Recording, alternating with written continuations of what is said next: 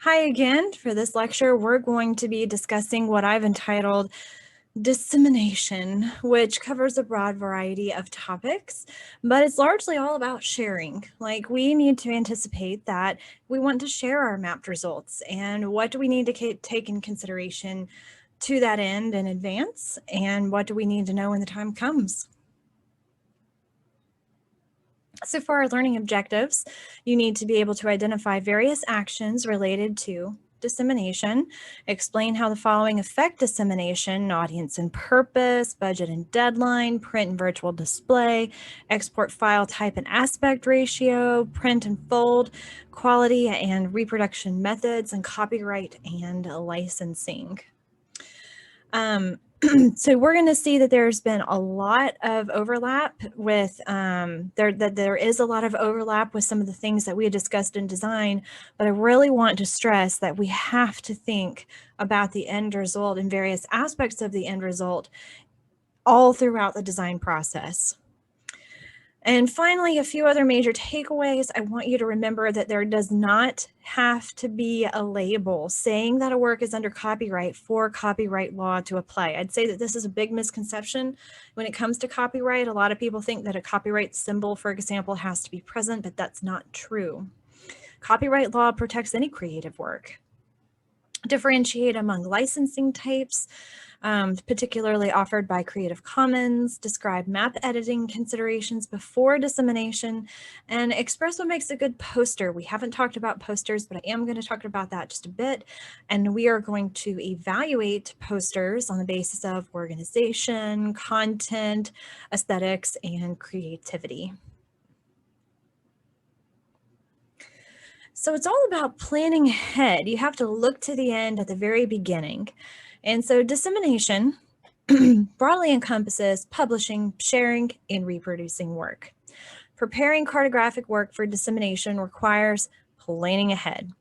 The following that we're going to be discussing for the bulk of this lecture is a list of questions that need to be answered in the early stages of the design process. If you take the time to answer these sorts of questions carefully, the map reproduction process will be less likely to present problems and roadblocks that will prevent you from successfully completing a mapping project. So the more that you can think about in advance, the better. Now, you're not necessarily going to be able to anticipate everything that could come up, but the more that you can consider, the more prepared you will be. So question number one in our planning ahead considerations as it pertains to dissemination is: who is the intended audience? What is the purpose of the map? These are two questions that I cannot stress enough. Audience and purpose. Identify these things and as specifically as possible. The answer is never everyone, and the purpose needs to be focused. You can't do more than 2 or 3 things at most in a map design, and it's best if you focus on only 1, maybe 2. So as in the design process, the answer to this question influences almost every aspect of the dissemination process. You have to consider who are you sharing the map with? What is the purpose, and how can you achieve that at the end of the day? Like, when your map is ready to go, have you considered your audience and their needs? Have you really focused your purpose? Is it going to be effective? So I have a very interesting map to consider. It's called The Squeeze. This is from the Boston Rare Maps collection, and this is actually a propaganda map from World War II published in Time magazine. So the audience of this was, of course, those concerned with this particular area in the Pacific. And of course, it has a purpose to stir emotion, stir concern, stir support for the cause. Now, as we consider our audience and as we consider our purpose, it's worth remembering that there are quite a diversity of mediums for specific audiences and purposes.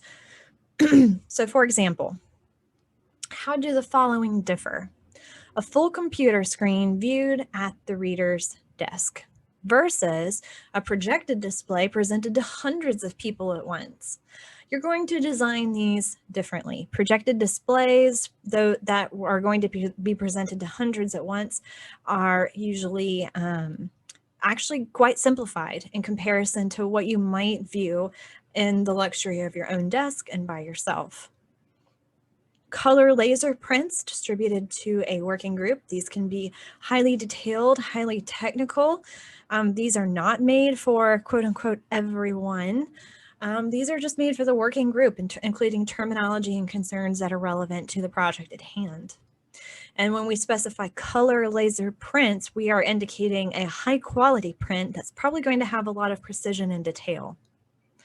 A black and white print for a report that concerned citizens will hand out as photocopies will be very, very simplified, very generalized, with just the most important aspects of the map and text included, and large enough and distinct enough that photocopier is not going to have any problem making copies of this.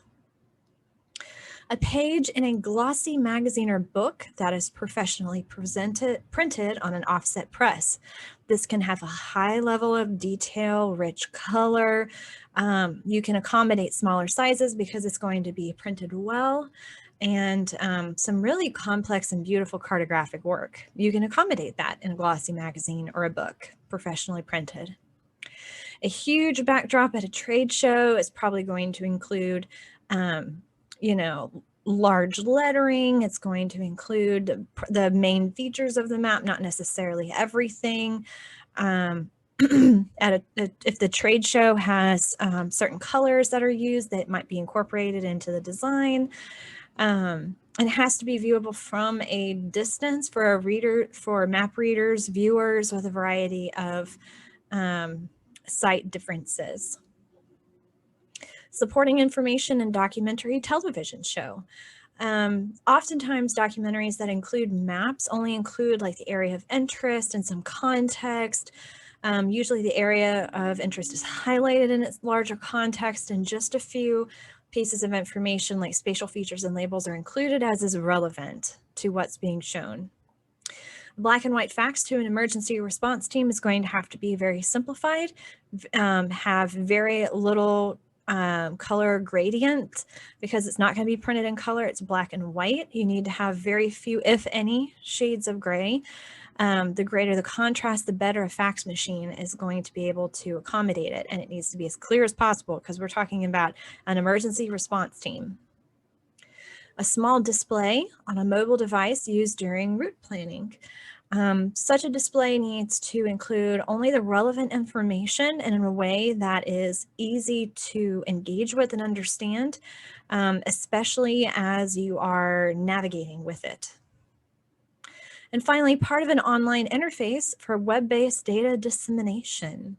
When it comes to web-based maps, these usually involve zooming in and zooming out. So you could create this map with varying levels of detail, but it still needs to be user-friendly and provide as tools for interaction that are as intuitive as possible. So the point of all of this is to say that medium, your final medium, and how that map is going to be shared is affected by your audience and your purpose. And you have to consider that final medium because it influences what you're going to be able to incorporate in your design, and your design still be clear and communicable. Here is an image from Designing Better Maps, a guide for GIS users, 2nd edition by Cynthia Brewer. This is a great resource for those wanting to design better maps, but who are more familiar with GIS. She talks about color, type, layout, and various other issues. It's a great resource. And she includes this figure that shows on the left, center and right, the same crime map, except it has been adapted for various purposes, like for dissemination. On the left, this crime map, which incorporates a detailed data classification scheme using many colors, is suited to high quality display conditions. In the center, the crime map has a simpler classification with fewer colors and larger type, which would be appropriate for lower quality display conditions on a projected presentation.